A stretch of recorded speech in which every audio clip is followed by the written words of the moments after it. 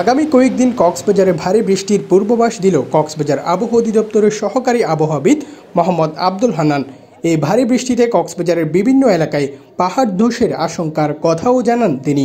কক্সবাজারেও ভারী বৃষ্টিপাতের সম্ভাবনা আছে এবং ভারী বৃষ্টিপাতের প্রভাবে পাহাড় ধসের আশঙ্কাও আছে। তিনি জানান, উত্তর পশ্চিম বঙ্গোপসাগর এবং তৎসংলগ্ন এলাকায় একটি লঘুচাপ সৃষ্টি হয়েছে।